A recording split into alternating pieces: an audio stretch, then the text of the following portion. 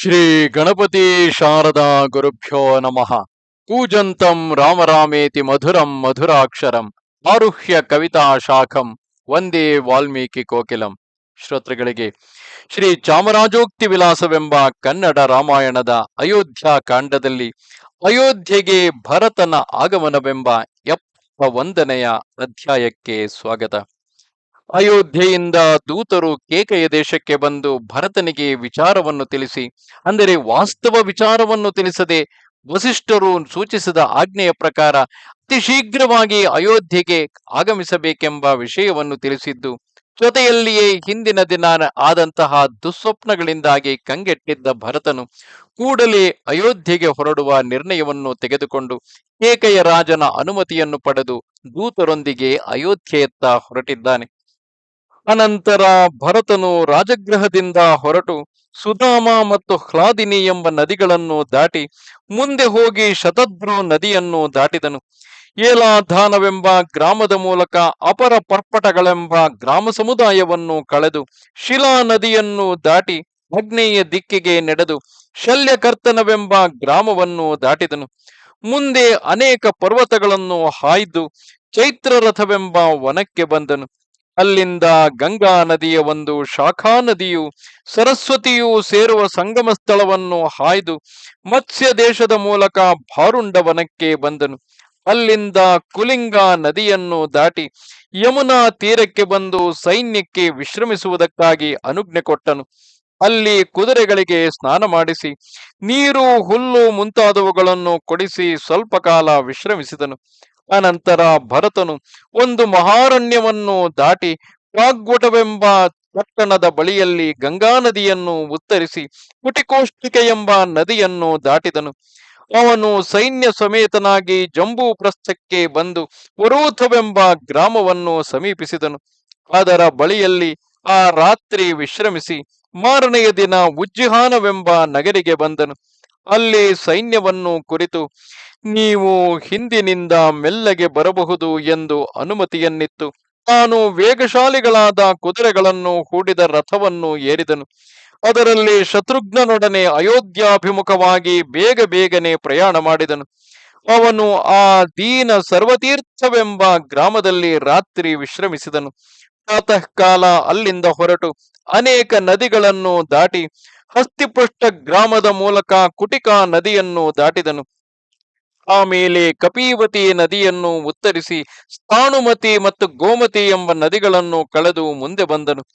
ಅಲ್ಲಿಂದ ಕಳಿಂಗವೆಂಬ ನಗರದ ಬಳಿಯಿರುವ ಸಾಲವನಕ್ಕೆ ಬಂದು ಸ್ವಲ್ಪ ಕಾಲ ವಿಶ್ರಮಿಸಿದನು. ಅನಂತರ ರಾತ್ರಿಯಲ್ಲಿಯೇ ಒಂದು ಅರಣ್ಯವನ್ನು ದಾಟಿದನು. ರಥದ ಕುದುರೆಗಳು ಅತಿಶಯವಾಗಿ ಬಳಲಿ ಹೋಗಿದ್ದವು. ಬೆಳಗಾಗುವ ಹೊತ್ತಿಗೆ ದೂರದಲ್ಲಿ ಭರತನಿಗೆ ಅಯೋಧ್ಯ ನಗರವು ಕಾಣಿಸಿತು.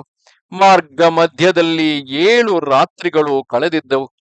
ಭರತನು ತನ್ನ ಸಾರಥಿಯನ್ನು ಕುರಿತು ಹೀಗೆಂದನು: ಎಲೈ ಸಾರಥಿಯೇ, ಅಯೋಧ್ಯ ಪಟ್ಟಣವನ್ನು ನೋಡಿದರೆ ಅದು ಹಿಂದೆ ಇದ್ದ ಹಾಗೆ ಕಾಣಿಸುವುದಿಲ್ಲ. ದೂರದಲ್ಲಿ ಬಿಳುಪಾದ ಭೂಮಿಯು ಕಾಣಿಸುತ್ತದೆ. ಈ ಪಟ್ಟಣವು ಯಾವಾಗಲೂ ರಾಜ ಋಷಿಗಳಿಂದ ಪರಿಪಾಲಿಸಲ್ಪಟ್ಟಂತಹುದು.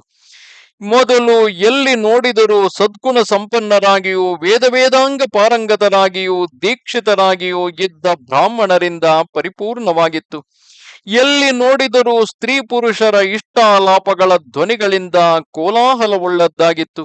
ಈಗ ಅಂತಹ ಧ್ವನಿಯು ಸ್ವಲ್ಪವಾದರೂ ಕೇಳಿಸುತ್ತಿಲ್ಲ. ಈ ಪಟ್ಟಣದಲ್ಲಿರುವ ಜನರು ತಮ್ಮ ಸ್ತ್ರೀ ಸಮೇತರಾಗಿ ಉದ್ಯಾನವನಗಳಲ್ಲಿ ವಿನೋದವಾಗಿ ಕ್ರೀಡಿಸಿಕೊಂಡಿದ್ದು ಪ್ರಾತಃ ಕಾಲದಲ್ಲಿ ಮನೆಗಳಿಗೆ ತಿರುಗುತ್ತಿದ್ದರು. ಈಗ ಅಂಥವಾವುದನ್ನು ಕಾಣೆನು. ಜನರು ತಮ್ಮ ಸಮೀಪಕ್ಕೆ ಬರುವುದಿಲ್ಲವೆಂದು ಉದ್ಯಾನವನಗಳು ರೋದನ ಮಾಡುತ್ತವೋ ಎಂಬ ರೀತಿಯಲ್ಲಿ ತೋರುತ್ತಿದೆ. ಪಟ್ಟಣವು ಅರಣ್ಯವಾದ ಹಾಗೆ ತೋರುತ್ತದೆ. ಊರ ಮುಂದೆ ಕುದುರೆಗಳನ್ನೇರಿ ಸವಾರಿ ಮಾಡುವುದಕ್ಕೆ ಬರುವವರು ಹೋಗುವವರು ಅನೇಕರಿದ್ದರು. ಈಗ ಒಬ್ಬರನ್ನು ಕಾಣೆನು. ಎಲೈ ಸಾರಥಿಯೇ, ಸಮೀಪದಲ್ಲಿರುವ ವೃಕ್ಷಗಳೆಲ್ಲವೂ ತರಗೆಲೆಗಳನ್ನು ಉದುರಿಸುತ್ತಾ ಅಳುತ್ತಿರುವಂತೆ ಕಾಣುತ್ತಿವೆ. ಎಲ್ಲಿ ನೋಡಿದರೂ ದುರ್ನಿಮಿತ್ತಗಳು ಅದ್ಭುತಗಳು ಕಾಣುತ್ತಿವೆ. ಆದ್ದರಿಂದ ನನ್ನ ಮನಸ್ಸಿಗೆ ಬಹು ವ್ಯಥೆಯಾಗುತ್ತಿದೆ. ಎಲೆ ಸೂತನೆ, ಪಟ್ಟಣದಲ್ಲಿ ನಮ್ಮವರಿಗೇನಾದರೂ ಉಪದ್ರವವು ಬಂದಿರಬೇಕು. ಆದ ಕಾರಣ ನನ್ನ ಎದೆಯು ನಡುಗುತ್ತಿದೆ ಎಂದು ನುಡಿದು ವ್ಯಾಕುಲ ಚಿತ್ತನಾಗಿ ಅಯೋಧ್ಯ ಪಟ್ಟಣವನ್ನು ವೈಜಯಂತಿ ಎಂಬ ಬಾಗಿಲಿನಿಂದ ಪ್ರವೇಶಿಸಿದನು. ಆ ಬಾಗಿಲಲ್ಲಿದ್ದ ಗುರಿಕಾರರು ಎದ್ದು ಕೈಮುಗಿದುಕೊಂಡು ಜಯ ಜಯ ಎಂದು ನುಡಿದರು. ಅದನ್ನು ಕೇಳಿ ಅಧಿಕವಾಗಿ ಹಂಬಲಿಸುತ್ತಾ ಸಾರಥಿಯನ್ನು ಕುರಿತು, ಎಲೈ ಸಾರಥಿಯೇ, ನಾನು ರಥಾರೂಢನಾಗಿ ಕುದುರೆಗಳನ್ನು ಆಯಾಸಗೊಳಿಸಿ ಅತಿ ವೇಗದಿಂದ ಬಂದೆನು. ಕಾರಣವಿಲ್ಲದೆ ನನ್ನ ಮನಸ್ಸಿನಲ್ಲಿ ವ್ಯಥೆ ಹುಟ್ಟಿದೆ.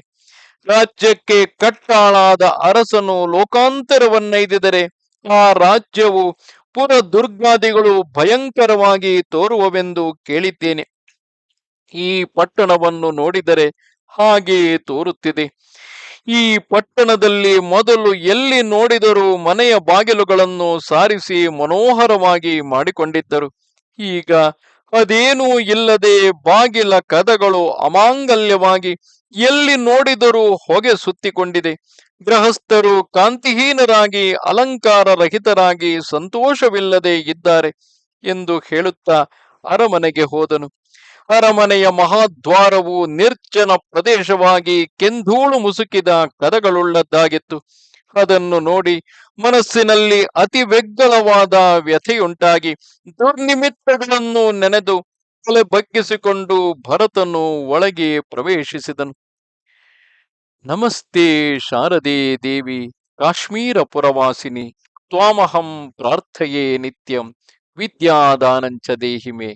ನಮಸ್ಕಾರ.